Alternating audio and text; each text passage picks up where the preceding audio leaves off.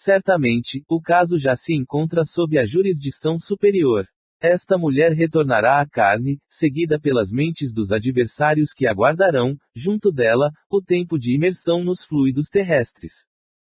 Oh! Exclamei, profundamente espantado, não se separará dos perseguidores, nem mesmo para o regresso. Tenho acompanhado reencarnações que invariavelmente se fazem seguidas de cautelas especiais. Sim, André, concordou o instrutor, reparaste nos processos em que funcionaram elementos intercessores de vulto, atendendo-se à nobilitante missão dos interessados no futuro e, com o auxílio divino, semelhantes casos contam-se por milhões. Contudo, existem, ainda, nos setores da luta humana, milhões de renascimentos de almas criminosas que tornam ao mergulho da carne premidas pela compulsória do plano superior, de modo a expiarem delitos graves. Em ocorrências dessa ordem, a individualidade responsável pela desarmonia reinante converte-se em centro de gravitação das consciências desequilibradas por sua culpa e assume o comando dos trabalhos de reajustamento, sempre longos e complicados, de acordo com os ditames da lei. Compreendendo meu assombro, Gubbio considerou, por que a estranheza? Os princípios de atração governam o universo inteiro. Nos sistemas planetários e nos sistemas atômicos vemos o núcleo e os satélites. Na vida espiritual, os ascendentes essenciais não diferem. Se os bons representam centros de atenção dos espíritos que se lhes afinam pelos ideais e tendências, os grandes delinquentes se transformam em núcleos magnéticos das mentes que se extraviaram da senda reta, em obediência a eles. Elevamo-nos com aqueles que amamos e redimimos ou rebaixamo-nos com aqueles que perseguimos e odiamos. As afirmativas inspiravam-me profundos pensamentos, quanto à grandeza das leis que regem a vida e, atento à meditação daquele instante, evitei novas perguntas. O instrutor acariciou a fronte da criatura desventurada, envolvendo-a, intencionalmente, numa bênção de fluidos divinos e acrescentou: Pobre irmã! Que o céu a fortaleça na jornada por empreender. Seguida de perto pela influência dos seres que com ela se projetaram no abismo mental do ódio, terá infância dolorosa e sombria pelos pesares desconhecidos que se lhe acumularão, incompreensivelmente, na alma opressa. Conhecerá enfermidades de diagnose impossível, por enquanto, no quadro dos conhecimentos humanos, por se originarem da persistente e invisível atuação dos inimigos de outra época. Terá mocidade torturada por sonhos de maternidade e não repousará, intimamente, enquanto não oscular, no próprio colo, os 3 adversários convertidos, então, em filhinhos tenros de sua ternura sedenta de paz. Transportará consigo 3 centros vitais desarmônicos e, até que os reajuste na forja do sacrifício, recambiando-os à estrada certa, será, na condição de mãe, um imã atormentado ou a sede obscura e triste de uma constelação de dor. O estudo era, sem dúvida, absorvente e fascinante, mas a hora controlava-nos o serviço e era imperioso regressar. 8. Inesperada intercessão. A sala em que fomos recebidos pelo sacerdote Gregório semelhava-se a estranho santuário, cuja luz interior se alimentava de tochas ardentes. Sentado em pequeno trono que lhe singularizava a figura no desagradável ambiente, a exótica personagem rodeava-se de mais de 100 entidades em atitude adorativa. 2 áulicos, extravagantemente vestidos, manejavam grandes turíbulos, em cujo bojo se consumiam substâncias perfumadas, de violentas emanações. Trajava ele uma túnica escarlate e nimbava-se de halo pardo escuro, cujos raios, inquietantes e contundentes, nos feriam a retina. Fixou em nós o olhar percussiente e inquiridor e estendeu-nos a destra, dando-nos a entender que podíamos aproximar. Fortemente empolgado, acompanhei Gubbio. Quem seria Gregório naquele recinto? Um chefe tirânico ou um ídolo vivo, saturado de misterioso poder? 12 criaturas, ladeando-lhe o dourado assento, ajoelhavam-se, humildes, atentas às ordens que lhe emanassem da boca. Com um simples gesto determinou regime sigiloso para a conversação que entabuaria conosco, porque, em alguns segundos, o recinto se esvaziou de quantos dentro dele se achavam, estranhos à nossa presença. Compreendi que cogitaríamos de grave assunto e fitei nosso orientador para copiar-lhe os movimentos. Gúbio, seguido por Eloy e por mim, a reduzida distância, acercou-se do anfitrião que o contemplava de fisionomia rude, passando, de minha parte, a espreitar o esforço de nosso instrutor para contornar os obstáculos do momento, de modo a não classificar-se por mentiroso, à face da própria consciência. Cumprimentou o Gregório, exibindo fingida complacência, e falou: lembra-te de que sou juiz, mandatário do governo forte aqui estabelecido. Não deves, pois, faltar à verdade. Decorrida pequena pausa, acrescentou: em nosso primeiro encontro, enunciaste um nome. Sim, respondeu Gúbio, sereno, o de uma benfeitora. Repete-o, ordenou o sacerdote, imperativo. Matilde. O semblante de Gregório fez sombrio e angustiado. Dir-se-ia recebera naquele instante tremenda punhalada invisível.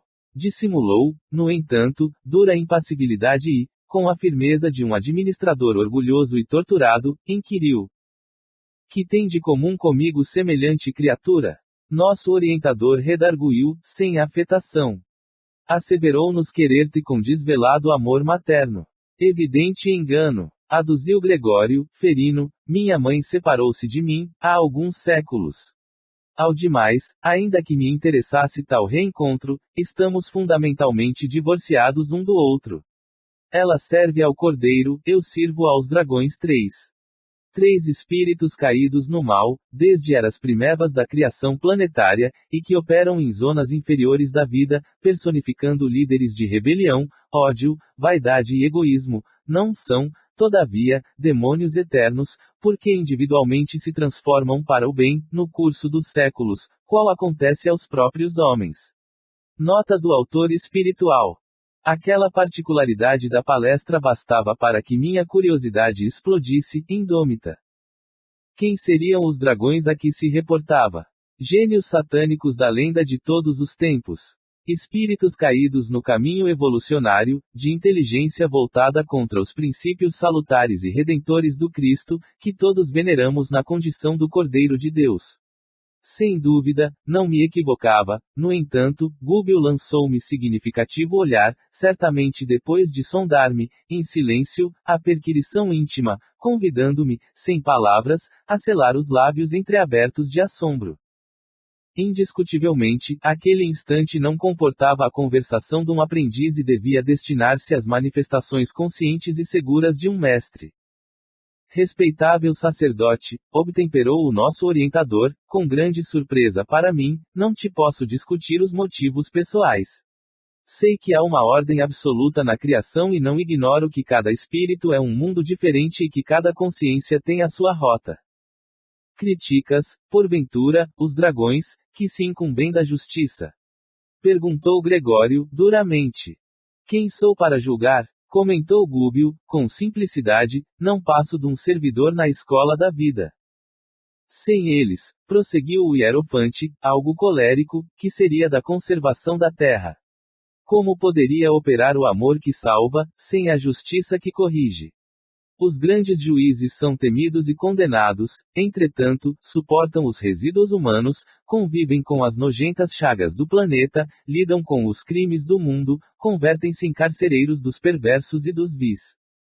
E a maneira da pessoa culpada, que estima longas justificações, continuou, irritadiço. Os filhos do Cordeiro poderão ajudar e resgatar a muitos. No entanto, milhões de criaturas como sucede a mim mesmo, não pedem auxílio nem liberação. Afirma-se que não passamos de transviados morais seremos, então, criminosos, vigiando-nos uns aos outros. A terra pertence-nos, porque, dentro dela, a animalidade domina, oferecendo-nos clima ideal. Não tenho, por minha vez, qualquer noção de céu. Acredito seja uma corte de eleitos, mas o mundo visível para nós constitui extenso reino de condenados. No corpo físico, caímos na rede de circunstâncias fatais, contudo, a teia que os planos inferiores nos prepararam servirá a milhões. Se é nosso destino joeirar o trigo do mundo, nossa peneira não se fará complacente.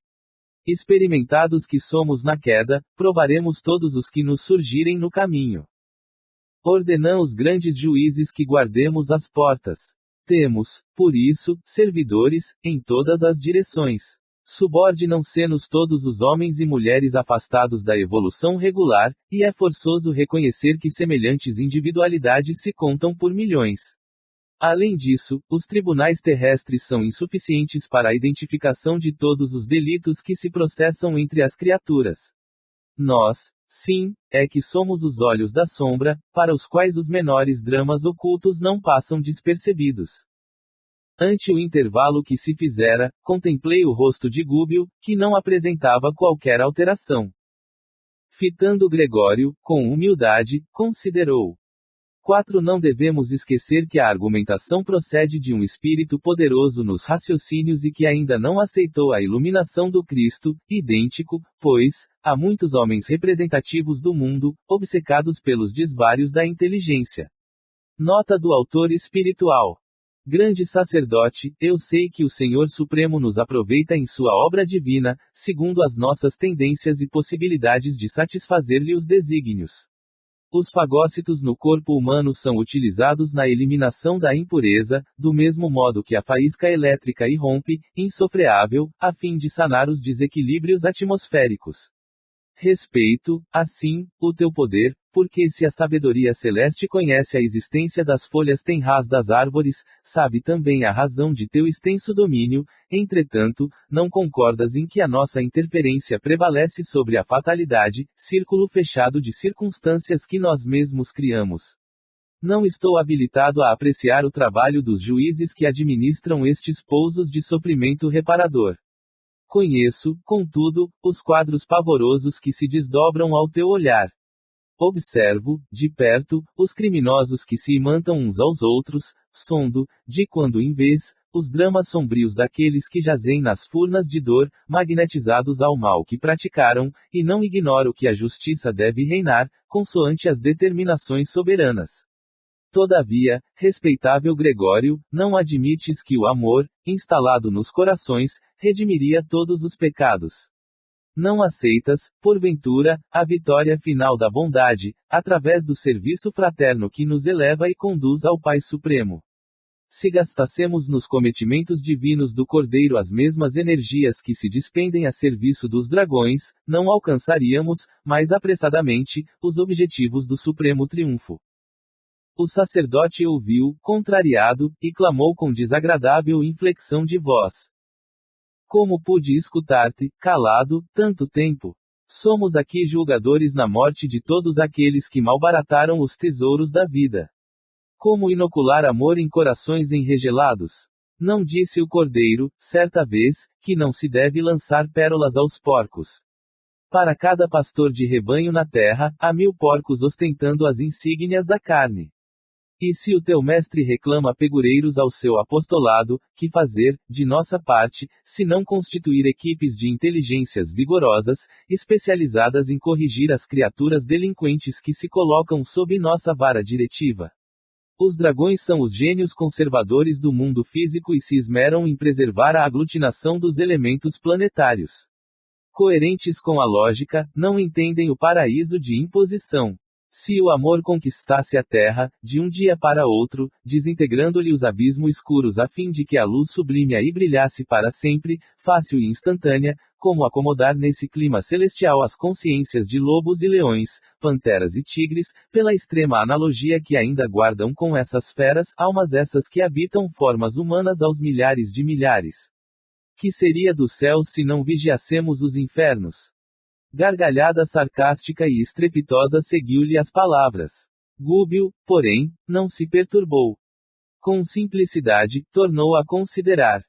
Ouso lembrar, todavia, que, se nos lançássemos todos a socorrer os miseráveis, a miséria se extinguiria; se educássemos os ignorantes, a treva não teria razão de ser; se amparássemos os delinquentes, oferecendo-lhes estímulos à luta regenerativa, o crime seria varrido da face da terra. O sacerdote fez vibrar uma campainha, que me pareceu destinada a expandir-lhe as expressões de ira e gritou, rouquenho: cala-te! Insolente! Sabes que te posso punir. Sim, concordou o nosso orientador, imperturbável, suponho conhecer a extensão de tuas possibilidades. Eu e meus companheiros, a leve ordem de tua boca, podemos receber prisão e tortura e, se esta representa a vontade de teu coração, estamos prontos a recebê-las. Conhecíamos, de antemão, as probabilidades contra nós, nesta aventura, entretanto, o amor nos inspira e confiamos no mesmo poder soberano que te permite aplicar a justiça. Gregório fitou Gúbio, assombrado, à vista de tamanha coragem e, de certo, aproveitando a transformação psicológica do momento, enunciou com firmeza serena. Declarou-nos Matilde, a nossa benfeitora, que a tua nobreza não se esvaiu e que as tuas elevadas qualidades de caráter permanecem invioladas, não obstante a direção diferente que imprimiste aos passos, por isto mesmo, identificando-te o valor pessoal, chamo-te de respeitável, nos apelos que te dirijo. A cólera do sacerdote pareceu amainar-se. Não acredito em tuas informações, acentuou, contrariado, mas se claro nas rogativas. Não disponho de tempo para falas inúteis. Venerável Gregório, pediu nosso instrutor, humilde, serei breve. Ouve-me com tolerância e bondade. Não ignoras que tua mãe espiritual jamais se esqueceria de Margarida, ameaçada atualmente de loucura e morte, sem razão de ser. Escutando o informe, o hierofante modificou-se visivelmente, expressando na fisionomia inquietação indisfarçável. A estranha auréola que lhe revestia a fronte revelou tonalidades mais escuras. Dureza singular transpareceu-lhe nos olhos felinos e os lábios se lhe contraíram num neto de infinita amargura. Tive a ideia de que ele nos fulminaria se pudesse, mas conteve-se, imóvel, apesar da expressão agressiva e rude. Não desconheces que Matilde possui na tua companheira de outras eras uma pupila muito amada ao coração. As preces dessa torturada filha espiritual atingem-lhe a alma abnegada e luminosa. Gregório, Margarida empenha-se em viver no corpo, faminta de redenção. Aspirações renovadoras banharam-lhe a meninice e, agora, que o casamento, em plena juventude, lhe revigora as esperanças, deseja demorar-se no campo de luta benéfica, de modo a ressarcir o passado culposo. Certamente, fortes razões te obrigam a constrangê-la ao retorno, porque lhe armaste caprichoso caminho de morte. Não te reprovo, nem te acuso, pois nada sou. E ainda que o Senhor me conferisse algum alto encargo representativo, não me competiria julgar-te, senão depois de haver vivido a tua própria tragédia, experimentando as tuas próprias dores. Sei, porém, que pelo amor e pelo ódio do pretérito ela permanece intensamente ligada aos raios de tua mente e todos sabemos que os credores e os devedores se encontrarão, uns com os outros, tarde ou cedo, face a face. Entretanto, a atual existência dela envolve largo serviço salvador. Desposou antigo associado de luta evolutiva que te não é estranho ao coração e reinará, maternalmente, num lar em que devotados benfeitores organizarão formoso ministério de trabalho iluminativo. Espíritos amigos da verdade e do bem se preparam a receber-lhe a ternura materna, quais flores abençoadas pelo orvalho celeste, em caminho de preciosa frutificação. Venho rogar-te, pois, seja suavizada a vendeira cruel. Nossa alma, por mais impassível, modifica-se com as horas. O tempo tudo devasta e nos subtrai todos os patrimônios da inferioridade para que a obra de aperfeiçoamento permaneça. A matéria que nos serve às manifestações modifica-se com os dias. E, por mais invencíveis que fossem os poderosos juízes aos quais obedeces, não ultrapassariam eles, de nenhum modo, a autoridade soberana do Todo Misericordioso que lhes permite agir em nome da corrigenda, afeiçoando-lhes a tarefa ao bem comum. Pesados minutos de expectação e silêncio caíram sobre nós. Nosso instrutor, no entanto, longe de desanimar, retomou a palavra, em voz suplice. Se ainda não consegues ouvir os recursos interpostos pela lei do Cordeiro Divino que nos recomenda o amor recíproco e santificante, não te ensurdeças aos apelos do coração materno. Ajuda-nos a liberar Margarida, salvando-a da destrutiva perseguição. Não se faz imperioso o teu concurso pessoal. Bastar-nos a tua indiferença, a fim de que nos orientemos com a precisa liberdade. O hierofante riu-se, contrafeito, e acrescentou, observo que conheces a justiça. Sim, concordou Gúbio, melancólico. O anfitrião, contudo, falou sem rebuços. Quem lavra sentenças, despreza a renúncia. Entre os que defendem a ordem, o perdão é desconhecido. Determinavam os legisladores da Bíblia que os arestos se baseassem no princípio da troca, olho por olho e dente por dente. E já que te mostras tão bem informado acerca de Margarida, poderás, em sã consciência, suprimir as razões que me compelem a decretar-lhe a morte. Não discuto os motivos que te conduzem, exclamou nosso orientador, entre aflito e entristecido, todavia, ouso insistir na súplica fraterna. Auxilia-nos a conservar aquela existência valiosa e frutífera.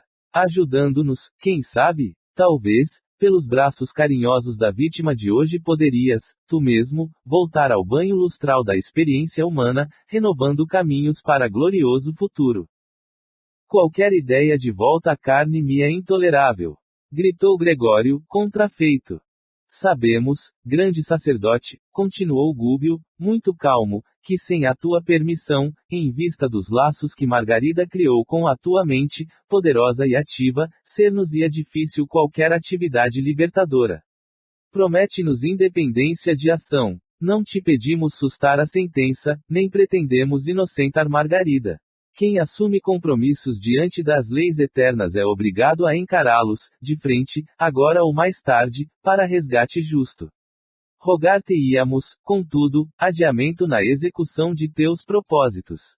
Concede à tua devedora um intervalo benéfico, em homenagem aos desvelos de tua mãe e, possivelmente, os dias se encarregarão de modificar este processo doloroso. Demonstrando expressão de surpresa, em face da imprevista solicitação de adiamento, quando, nós mesmos, esperávamos que o orientador se impusesse, reclamando revogação definitiva, Gregório considerou, menos contundente. Tenho necessidade do alimento psíquico que só a mente de Margarida me pode proporcionar. Perguntou Gúbio, mais encorajado. E se reencontrasses o doce reconforto da ternura materna, sustentando-te a alma, até que Margarida te pudesse fornecer, redimida e feliz, o sublimado pão do espírito. O sacerdote levantou-se pela primeira vez e clamou, não creio. E se propuséssemos semelhante bênção em troca de tua neutralidade ante o nosso esforço de salvação? Permitir-nos-ias agir concomitantemente com os servidores que te obedecem às ordens. Não os inclinarias contra nós e deixar-nos-ias ombrear com eles, tentando a restauração. O tempo, dessa forma, daria o último retoque em tuas decisões. Gregório refletiu alguns instantes e redarguiu, é muito tarde.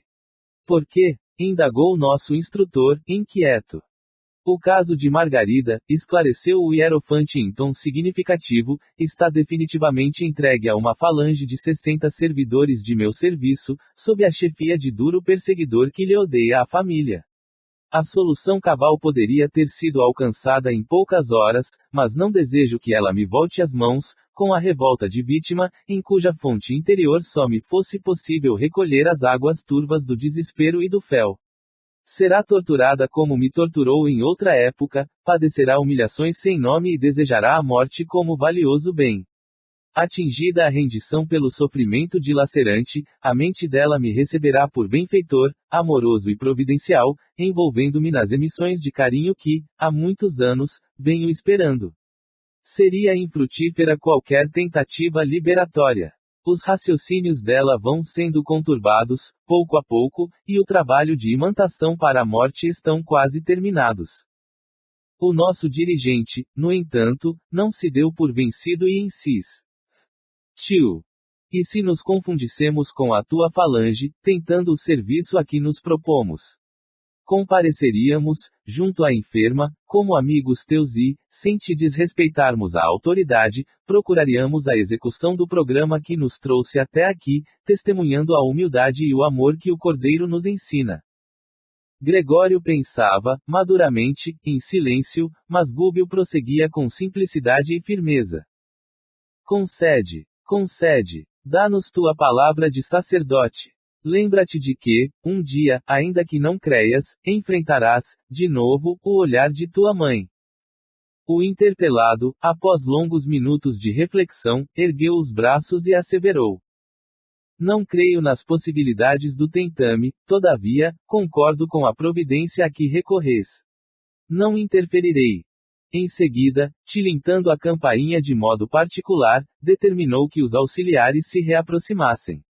Como que semi-vencido na batalha em que se empenhara com a própria consciência, invocou a presença de um certo Timão, que nos surgiu pela frente surpreendendo-nos com seu semblante de carrasco. Dirigiu-lhe a palavra, indagando pelo andamento do caso Margarida, ao que o preposto informou estar o processo de alienação mental quase pronto. Questão de poucos dias para a segregação em casa de saúde. Indicando-nos, algo constrangido, determinou Gregório que o auxiliar de sinistro aspecto nos situasse junto da falange que operava, ativa, na execução gradual do seu decreto de morte. 9. Perseguidores invisíveis. No dia imediato, pela manhã, em companhia de entidades ignorantes e transviadas, dirigimo-nos para a confortável residência, onde espetáculo inesperado nos surpreenderia. O edifício de enormes dimensões denunciava a condição aristocrática dos moradores, não só pela grandeza das linhas, mas também pelos admiráveis jardins que o rodeavam. Paramos junto à ala esquerda, notando-a ocupada por muitas personalidades espirituais de aspecto deprimente. Rostos patibulares, carantonhas sinistras.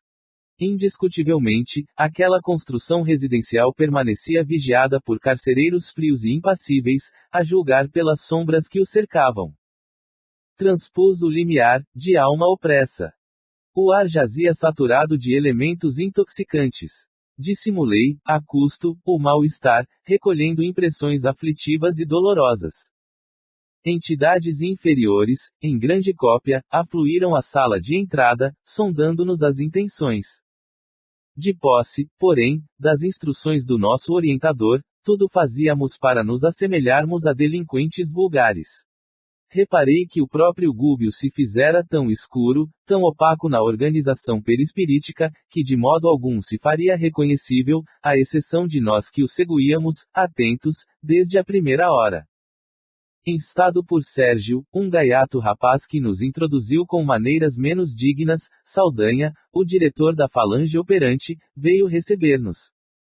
Pôs-se a fazer gestos hostis, mas, ante a senha com que Gregório nos favorecera, admitiu-nos na condição de companheiros importantes. O chefe deliberou apertar o cerco? Perguntou ao nosso instrutor, confidencialmente. Sim, informou Gúbio, de modo vago, desejaríamos examinar as condições gerais do assunto e auscultar a doente. A jovem senhora vai cedendo, devagarinho, esclareceu a singular personagem, indicando-nos vasto corredor atulhado de substâncias fluídicas detestáveis. Acompanhou-nos, um tanto solícito, mas desconfiado, e, em seguida a breve pausa, deixou-nos livre a entrada da grande câmara de casal. A manhã resplandecia, lá fora, e o sol visitava o quarto, através da vidraça cristalina. Mulher ainda moça, mostrando extrema palidez nas linhas nobres do semblante digno, entregava-se à tormentosa meditação. Compreendi que atingiramos a intimidade de Margarida, a obsidiada que o nosso orientador se propunha socorrer. Dois desencarnados, de horrível aspecto fisionômico, inclinavam-se, confiantes e dominadores, sobre o busto da enferma, submetendo-a à complicada operação magnética. Essa particularidade do quadro ambiente dava para espantar. No entanto, meu assombro foi muito mais longe, quando concentrei todo o meu potencial de atenção na cabeça da jovem singularmente abatida. Interpenetrando a matéria espessa da cabeceira em que descansava, surgiam algumas dezenas de corpos ovoides, de vários tamanhos e de cor plumbéa, assemelhando-se a grandes sementes vivas, atadas ao cérebro da paciente através de fios sutilíssimos, cuidadosamente dispostos na medula alongada. A obra dos perseguidores desencarnados era meticulosa, cruel. Margarida, pelo corpo perispirítico, jazia absolutamente presa, não só aos truculentos perturbadores que a assediavam, mas também à vasta falange de entidades inconscientes, que se caracterizavam pelo veículo mental, a se lhe apropriarem das forças, vampirizando-a em processo intensivo. Em verdade, já observara, por mim, grande quantidade de casos violentos de obsessão, mas sempre dirigidos por paixões fulminatórias. Entretanto, ali verificava o cerco tecnicamente organizado. Evidentemente, as formas ovoides haviam sido trazidas pelos hipnotizadores que senhoreavam o quadro. Com a devida permissão, analisei a zona física hostilizada. Reparei que todos os centros metabólicos da doente apareciam controlados. A própria pressão sanguínea demorava-se sob o comando dos perseguidores. A região torácica apresentava apreciáveis feridas na pele e, examinando-as, cuidadoso, vi que a enferma inalava substâncias escuras que não somente lhe pesavam nos pulmões, mas se refletiam, sobremodo, nas células e fibras conjuntivas, formando ulcerações na epiderme. A vampirização era incessante. As energias usuais do corpo pareciam transportadas às formas ovoides, que se alimentavam delas, automaticamente, num movimento indefinível de sucção. Lastimei a impossibilidade de consulta imediata ao instrutor, porquanto Gúbio, naturalmente, se estivesse livre, nos forneceria esclarecimentos amplos, mas concluí que a infortunada senhora devia ter sido colhida através do sistema nervoso central, de vez que os propósitos sinistros dos perseguidores se faziam patentes quanto à vagarosa destruição das fibras e células nervosas. Margarida demonstrava-se exausta e amargurada. Dominadas as vias do equilíbrio no cerebelo e envolvidos os nervos ópticos pela influência dos hipnotizadores, seus olhos espantados davam ideia dos fenômenos alucinatórios que lhe acometiam a mente, deixando perceber o baixo teor das visões e audições interiores a que se via submetida. Interrompi, no entanto, as observações acuradas, a fim de verificar a atitude psicológica do nosso orientador, que se arriscara à aventura para socorrer aquela senhora doente a quem amava por filha muito querida ao coração. Esforçava-se Gúbio por não trair a imensa piedade que o senhoreava, diante da enferma conduzida para a morte. Dentro de minha condição de humanidade, reconheci que, se a doente me fosse assim tão cara, não teria vacilado um momento. Movimentaria passes de libertação, ao longo do bulbo, retirar-lhe aquela carga pesada e inútil de mentes enfermiças e, em seguida, lutaria contra os perseguidores, um a um. Nosso instrutor, porém, assim não procedeu. Fixou a paisagem aflitiva com inequívoca tristeza, mas, logo após, demorou o olhar bondoso em Saldanha, como a pedir-lhe impressões mais profundas. Secretamente tocado pelo impulso positivo do nosso dirigente, o chefe da tortura se sentiu na obrigação de prestar-lhe informações espontâneas. Estamos em serviço mais ativo, há 10 dias precisamente, elucidou, resoluto. A presa foi colhida em cheio e, felizmente, não contamos com qualquer resistência. Se vieram colaborar conosco, saibam que, segundo acredito, não temos maior trabalho a fazer. Mais alguns dias e a solução não se fará esperar. A meu ver, Gúbio conhecia todas as particularidades do assunto, mas, no propósito evidente de captar simpatia, interrogou, e o marido?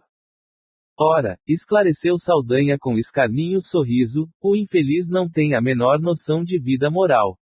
Não é mau homem, todavia, no casamento foi apenas transferido de gozador da vida a homem sério.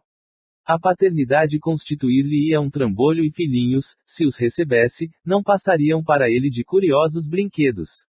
Hoje, conduzirá a esposa à igreja. E, reforçando a inflexão sarcástica, acentuou, vão à missa, na esperança de melhoras.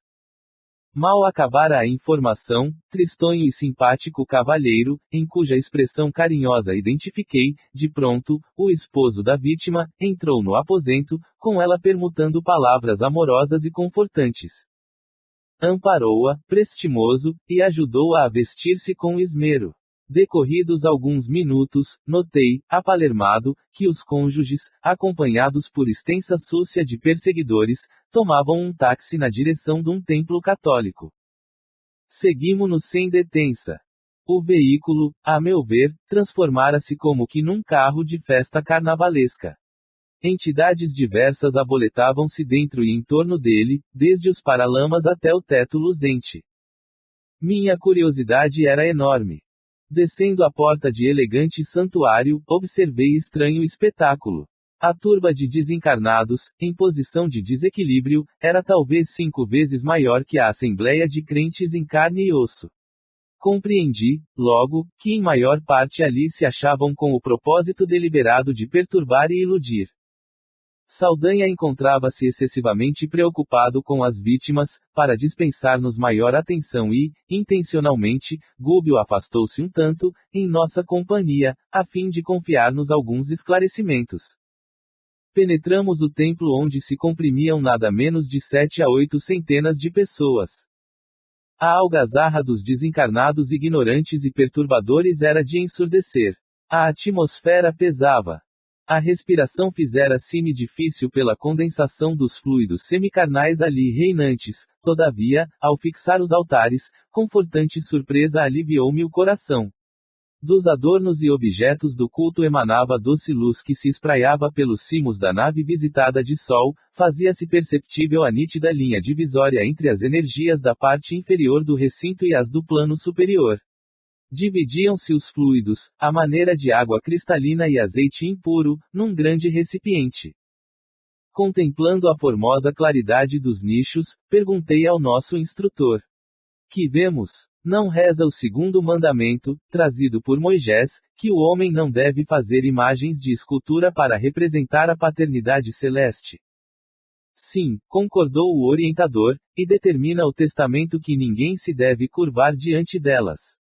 Efetivamente, pois, André, é um erro criar ídolos de barro ou de pedra para simbolizar a grandeza do Senhor, quando nossa obrigação primordial é a de render-lhe culto na própria consciência. Entretanto, a bondade divina é infinita e aqui nos achamos perante apreciável quantidade de mentes infantis. E sorrindo, acrescentou: quantas vezes, meu amigo, a criança acalenta bibelôs, a fim de preparar-se convenientemente para as responsabilidades da vida madura. Ainda existem na Terra tribos primitivas que adoram o Pai na voz do trovão e coletividades vizinhas da taba que fazem de vários animais objeto de idolatria. Nem por isso o Senhor as abandona. Vale-se dos impulsos elevados que elas lhe oferecem e socorre-lhes as necessidades educativas. Nesta casa de oração, os altares recebem as projeções de matéria mental sublimada dos crentes. Há quase um século, as preces fervorosas de milhares deles aqui envolvem os nichos e apetrechos do culto. É natural que resplandeçam. Através de semelhante material, os mensageiros celestes distribuem dádivas espirituais com todos quantos sintonizem com o plano superior. A luz que oferecemos ao céu serve sempre de base às manifestações do céu para a terra. Ante ligeira pausa, alonguei o olhar pela multidão bem vestida. Quase todas as pessoas, ainda aquelas que ostentavam nas mãos delicados objetos de culto, revelavam-se mentalmente muito distantes da verdadeira adoração à divindade. O halo vital de que se cercavam definia pelas cores o baixo padrão vibratório a que se acolhiam. Em grande parte, dominavam o pardo escuro e o cinzento carregado. Em algumas, os raios rubro-negros denunciavam cólera vingativa que, a nossos olhos, não conseguiriam disfarçar. Entidades desencarnadas, em deplorável situação, espalhavam-se em todos os recantos, nas mesmas características. Reconheci que os crentes elegantes, ainda mesmo que desejassem orar com sinceridade, precisariam despender imenso esforço. A liturgia anunciou o início da cerimônia, mas, com grande assombro para mim, o sacerdote e os acólitos, não obstante se dirigirem para o campo de luz do altar-mor, envergando soberba vestimenta, jaziam em sombras, sucedendo o mesmo aos assistentes. Entretanto, procedendo de mais alto, 3 entidades de sublime posição hierárquica se fizeram visíveis à Santa Mesa, com o evidente propósito de ali semearem os benefícios divinos. Magnetizaram as águas expostas, saturando-as de princípios salutares e vitalizantes, como acontece nas sessões de espiritismo cristão, e, em seguida, passaram a fluidificar as hóstias, transmitindo-lhes energias sagradas à fina contextura. Admirado, voltei a observar a plateia religiosa, mas os irmãos ignorantes que operavam no templo, sem corpo físico, tanto quanto ocorria aos encarnados, nem de longe registravam a presença dos nobres emissários espirituais que agiam em nome do infinito bem. Reparei, através do halo de muita gente, que determinado número de frequentadores se esforçava por melhorar a atitude mental na oração. Reflexos arroxeados, tendendo a vacilante brilho, apareciam aqui e acolá, contudo, os malfeitores desencarnados propositadamente se postavam ao pé dos que se candidatavam à fé renovadora e reverente, buscando conturbá-los. Não longe, fechei a atenção numa senhora que acompanhava o sacerdote com o manifesto desejo de receber a bênção celestial. Os olhos úmidos e os tênues raios de luz, que se lhe projetavam da mente, diziam da sincera aspiração à vida superior que, naquele instante, lhe banhava o pensamento devoto. Entretanto, dois transviados da esfera inferior, percebendo-lhe a esperança construtiva, tentavam anular-lhe a atenção e, segundo o que me foi permitido verificar, lhe sugeriam reminiscências de baixo teor, inutilizando-lhe a tentativa. Voltei-me para o orientador, que prestimosamente explicou a história de gênios satânicos, atacando os devotos de variados matizes, no fundo, absolutamente verdadeira. As inteligências pervertidas, incapazes de receber as vantagens celestes, transformam-se em instrumentos passivos das inteligências rebeladas, que se interessam pela ignorância das massas, com lastimável menosprezo pela espiritualidade superior que nos governa os destinos. A aquisição de fé, por isto mesmo, demanda trabalho individual dos mais persistentes. A confiança no bem e o entusiasmo de viver que a luz religiosa nos infunde modificam-nos a tonalidade vibratória. Lucramos infinitamente com a imersão das forças interiores no sublimado idealismo da crença santificante, a que nos afeiçoamos. Todavia, o serviço real que nos cabe não se resume só a palavras. A profissão de fé não é tudo. A experiência da alma no corpo denso destina-se, de maneira fundamental, ao aprimoramento do indivíduo.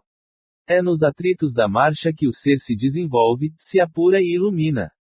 Não obstante, a tendência dos crentes, em geral, é a de fugir aos conflitos da senda. Pessoas existem que depois de servirem ao ideal religioso, durante 2 anos, pretendem o repouso de 20 séculos.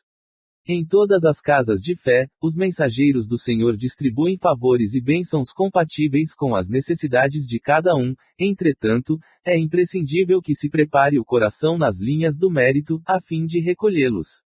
Entre emissão e recepção, prevalece o imperativo da sintonia. Sem esforço preparatório, é impossível ambientar o benefício. Embalde imporíamos, de imediato, ao homem selvagem a vida num palácio erguido pela cultura moderna. Aos acordes de nossa música, preferiria ele os ruídos da ventania, e um cabaz de flechas lhe pareceria mais valioso que um dos nossos mais perfeitos parques industriais. Portanto, para que alguém se coloque a caminho das eminências sociais, é indispensável seja educado, de boa vontade, aceitando as sugestões de melhoria e serviço. Gúbio espraiou o olhar através da multidão que presenciava a cerimônia, aparentemente contrita, e acentuou. Em verdade, a missa é um ato religioso tão venerável quanto qualquer outro em que os corações procuram identificar-se com a proteção divina. No entanto, raros são aqueles que trazem até aqui o espírito efetivamente inclinado à assimilação do auxílio celestial. E para a formação de semelhante clima interior, cada crente, além do serviço de purificação dos sentimentos, necessitará também combater a influência dispersiva e perturbadora que procede dos companheiros desencarnados que lhe buscam arrefecer o fervor. Continuou Gúbio a prestar-nos valiosos esclarecimentos alusivos à solenidade, enquanto a missa se encaminhava para a fase final. As vozes do coro como que projetavam vibrações harmoniosas e lúcidas ao longo da nave radiosa, e vi, num deslumbramento, que muitos espíritos sublimes penetraram o recinto, de semblante glorificado, rumando para o altar, onde o celebrante elevava o cálice, depois de abençoar a sagrada partícula. Intensa luminosidade fluía do sacrário, envolvendo todo o material do culto, mas, surpreendido, reparei que o sacerdote, ao erguer a oferta sublime, apagou a luz que a revestia com os raios cinzento escuros que ele próprio expedia em todas as direções. Logo após, quando se preparou a distribuir o alimento eucarístico entre os 11 comungantes que se prosternavam, humildes, à mesa adornada de alvo linho, notei que as hóstias, no prateado recipiente que as custodiava, eram autênticas flores de farinha, coroadas de doce esplendor. Irradiavam luz com tanta força que o magnetismo obscuro das mãos do ministro não conseguia inutilizá-las. Todavia, à frente da boca que se dispunha a receber o pão simbólico, enegreciam como por encanto. Somente uma senhora, ainda jovem, cuja contrição era irrepreensível, recolheu a flor divina com a pureza desejável. Vi a hóstia, qual foco de fluidos luminescentes, atravessar a faringe, alojando-se-lhe a claridade em pleno coração. Intrigado, procurei ouvir o instrutor que, muito ponderado, elucidou sem delonga. Apreendeste a lição? O celebrante, apesar de consagrado para o culto, é ateu e gozador dos sentidos, sem esforço interior de sublimação própria. A mente dele paira longe do altar. Acha-se sumamente interessado em terminar a cerimônia com brevidade, de modo a não perder uma alegre excursão em perspectiva. Quanto aos que compartilharam a mesa da Eucaristia, cheios de sentimentos rasteiros e sombrios, eles mesmos se incumbem de anular as dádivas celestes, antes que lhes tragam benefícios imerecidos.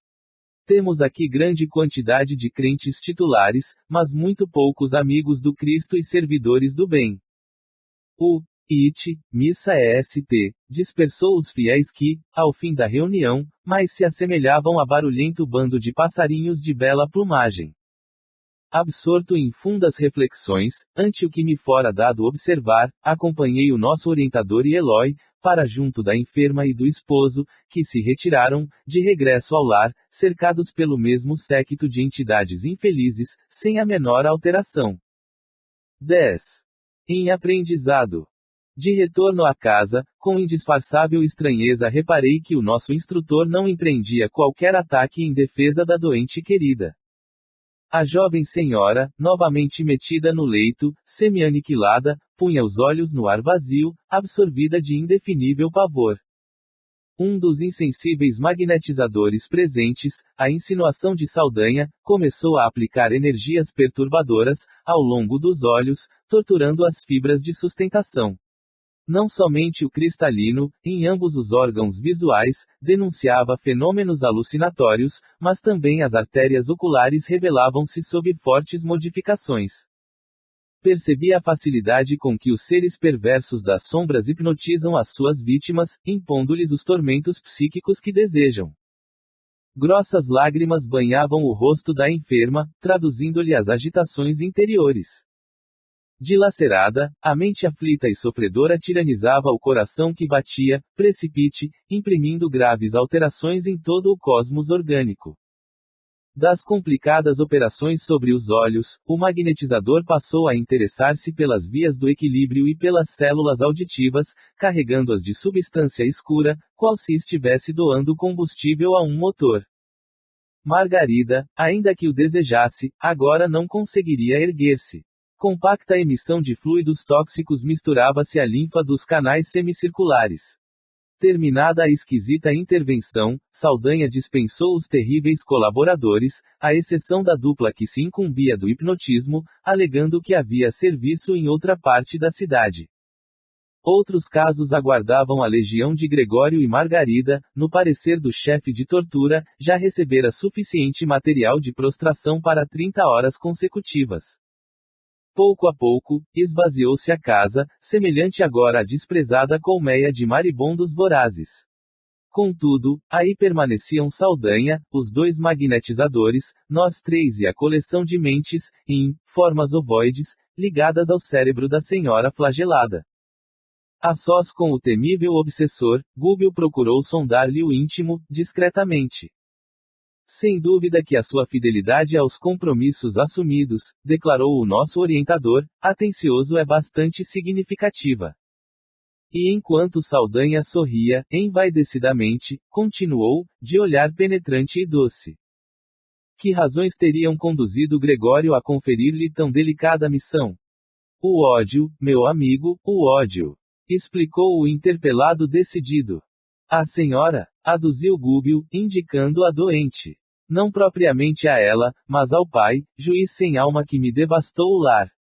Faz 11 anos, precisamente, que a sentença cruel de um magistrado caiu sobre os meus descendentes, exterminando-os.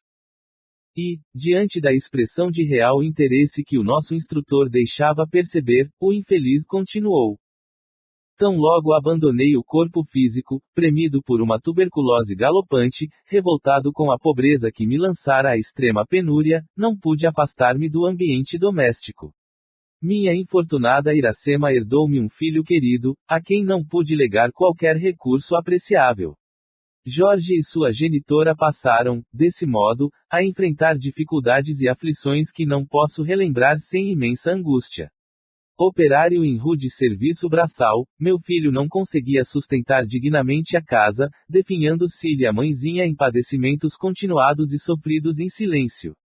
Ainda assim, Jorge contraiu núpcias, muito cedo, com uma colega de trabalho, que, a seu turno, lhe deu uma filhinha atormentada e sofredora. A vida corria desesperadamente para o lar subalimentado e desprotegido, quando certo crime, constituído de roubo e assassínio, sobreveio na organização em que meu desventurado rapaz trabalhava, e toda a culpa, em face de circunstâncias inextricáveis, recaiu sobre ele. Acompanhei-lhe à prisão imerecida e, sem qualquer recurso para ampará-lo, segui os interrogatórios infernais a que foi submetido, como se fora homicida vulgar. Ora, eu que me anexara aos parentes, desde o instante horrível, para mim, da transição corporal, jamais me senti disposto à submissão. A experiência humana não me proporcionou tempo a estudos religiosos ou filosóficos. Habituei-me muito cedo à rebelião contra aqueles que gozam os benefícios do mundo em detrimento dos desfavorecidos da sorte e, reconhecendo que o túmulo não me revelara qualquer milagroso domínio, preferi a continuidade da vida em meu escuro pardieiro, onde a convivência de Iracema, através de profundos laços magnéticos, de algum modo me reconfortava. Assisti, por isto, com indescritível terror, aos detestáveis acontecimentos. Humilhado, na minha condição de homem invisível para os encarnados, visitei chefias e repartições, autoridades e guardas, tentando encontrar alguém que me auxiliasse a salvar Jorge, inocente. Identifiquei o verdadeiro criminoso que, ainda agora, desfruta posição social invejável e tudo fiz, sem resultado, por clarear o processo oprobrioso. Meu filho sofreu todo o gênero de atrocidades morais e físicas, castigado por um delito que não cometeu. Desanimado, por minha vez, de algo recolher de útil, junto aos carrascos policiais que chegaram a improvisar fantásticas confissões da vítima, procurei o juiz da causa, na esperança de interferir beneficamente. O magistrado, porém, longe de aceitar minha inspiração, que o convidava à justiça e à piedade, preferiu ouvir pareceres de amigos influentes na política dominante, que vivamente se interessavam pela indébita condenação, na ânsia de exculpar o verdadeiro criminoso. Saldanha fez pequeno intervalo, acentuando a expressão de profundo rancor, e prosseguiu. Descrever-lhe o que foi minha dor é alguma coisa de impraticável à capacidade verbal. Jorge recebeu dolorosa pena, quando seu corpo vacilava sob maus tratos, e Irene, minha nora, conturbada pela necessidade e pelo infortúnio, esqueceu as obrigações de mãe, suicidando-se para imantar-se ao espírito de meu pobre filho, já de si mesmo tão infeliz. Torturada pelos sucessos aflitivos, minha esposa desencarnou num catre de indigência, reunindo-se, por sua vez, ao angustiado casal. Minha neta, hoje menina e moça, mas ameaçada por incerto porvir, atende a serviço doméstico, aqui mesmo nesta casa, onde tresloucado irmão de Margarida procura arrastá-la sutilmente a grave desvio moral. O juiz, que aqui preside a Assembleia Familiar, recebendo-me em sonho as promessas de vingança, buscou colocá-la junto aos próprios parentes, empenhado em reparar de algum modo o seu crime. No entanto, apesar disso, meu esforço não se fará menos enérgico. Surpreendido, notei que o nosso orientador não ensaiava qualquer doutrinação. Pousando olhos cheios de simpatia no interlocutor, murmurou apenas: realmente, a sementeira de dor é das que mais nos afligem. Encorajado pelo tom amigo daquela frase, Saldanha prosseguiu: muita gente convida-me à transformação espiritual, concitando-me ao perdão estéril. Não aceito, porém, qualquer alvitre desse jaez. Meu desventurado Jorge, sob a pressão mental de Irene, dilacerada, e de Iracema, oprimida, não resistiu e perturbou-se. Enlouquecendo no cárcere, foi transferido da cela úmida para misérrimo hospício, onde mais se assemelha a um animal encurralado. Acredita possa meu cérebro dispor de recursos para meditar em compaixão que não recebi de pessoa alguma. Enquanto esses quadros permanecerem sob meus olhos, não abrirei minha alma às sugestões religiosas. Estou simplesmente diante da vida. A sepultura apenas derruba o muro da carne, porquanto nossas dores continuam tão vivas e tão contundentes quanto em outra época, quando suportávamos a caixa dos ossos. Foi nesse estado que o sacerdote Gregório me encontrou e agradou-se de minhas disposições íntimas. Necessitava de alguém, de alma suficientemente endurecida, para presidir a retirada técnica desta moça que ele deseja arrebatar, devagarinho, à existência terrestre, e louvou-me o ânimo firme. Quase sempre dispomos de servidores em massa para os cometimentos retificadores. Mas não é fácil encontrar um companheiro decidido a perseverar na vingança até ao fim, com o mesmo ódio do princípio. Observou que eu lhe atendia à exigência e confiou-me a tarefa. Passeando colérico olhar pelos ângulos da câmara de repouso, acentuou: todos aqui pagarão. Todos.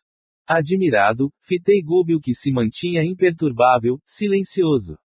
Fora eu e talvez me desbordasse em comentários extensos e tirânicos, com referência à lei do amor que nos governa os destinos, reclamaria, com ênfase, a atenção do perseguidor para os ensinamentos de Jesus e, se possível, dobrar-lhe a língua indisciplinada e insolente.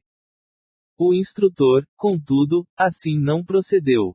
Sorriu, mudo, buscando disfarçar a própria tristeza.